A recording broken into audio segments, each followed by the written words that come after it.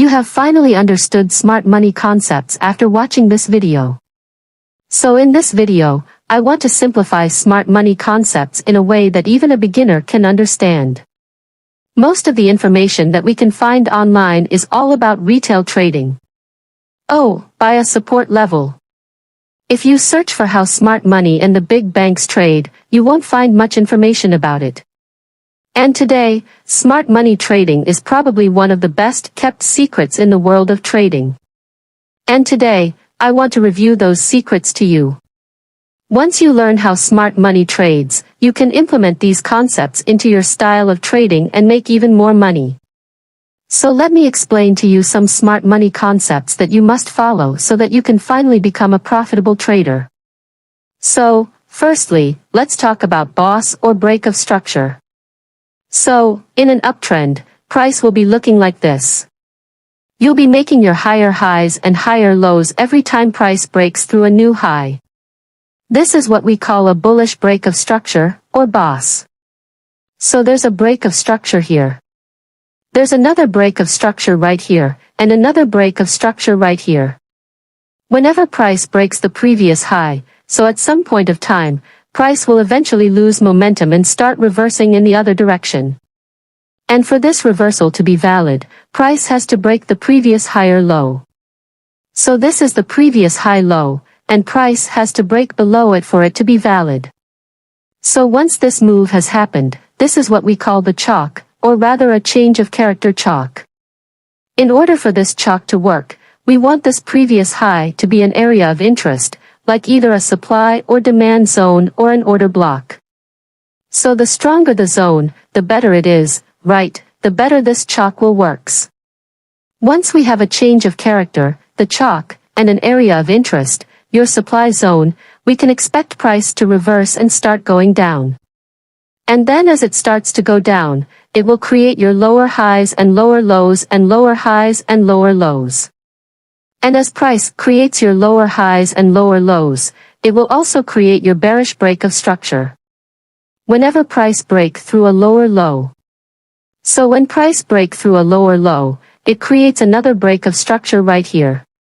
So this is our bullish break of structure. And this is our bearish break of structure. And this is our change of character. And at some point of time, this downtrend will start losing momentum, like this uptrend right here. And it will start reversing back up. And this will create your change of character right here. So this is pretty much the whole concept of this smart money concepts, break of structure and change of character.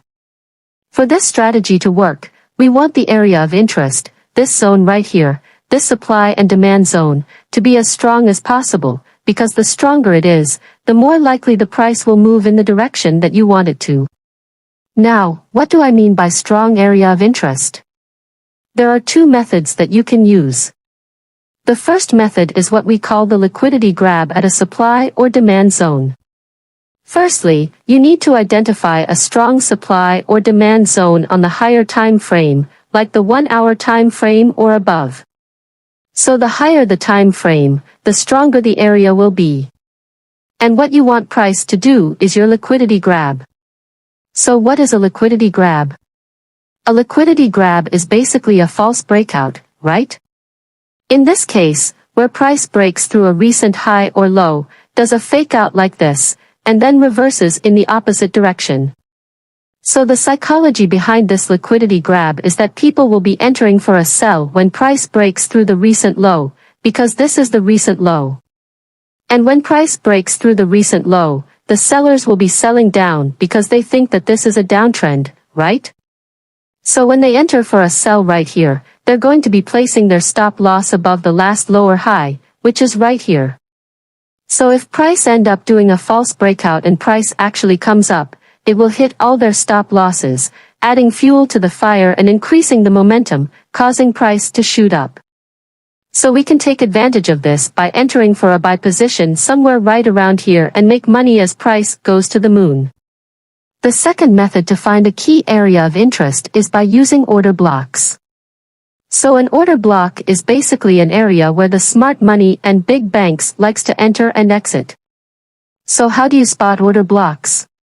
You spot order blocks by looking for strong reversals like this and this and this. You can see whenever price goes up here, it reversed down strongly. And when price come back down here, it reversed back up strongly. So this level right here and this level right here is what we call the order blocks.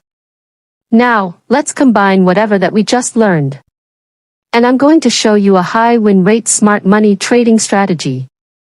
So for this strategy, make sure that you are using a higher time frame, like the 1 hour time frame. The first thing before you do anything is that you want to mark up your key levels or supply and demand zones by finding where price is reversing or respecting right here. Whenever price goes up here, it always collapses 1 time, 2 times, 3 times, 4 times. So this is a very strong supply zone, and I can draw another demand zone at this key support area right here. So now I'm going to show you this strategy on GBP USD, the Great British Pound against the US dollar. We can see that there's a support area right around this area here, because whenever price come back down here, it always reverses. Come back down, reverses. So you can see price has just been respecting this support level or demand zone, whatever you like to call it, and over here, price gave us a liquidity grab. So the first thing you want to look for is for price to give us a liquidity grab or a forced breakout at a supply or demand zone, which is exactly what price gave us here. Price broke through the support level, and then it just went back up. So this was a very clear false breakout, or what I like to call liquidity grab. Now, you can even mock up your break of structure here, and the next thing you want to look for is a change of character. Price must make a change of character after the liquidity grab. Do not take that trade if there is no change of character.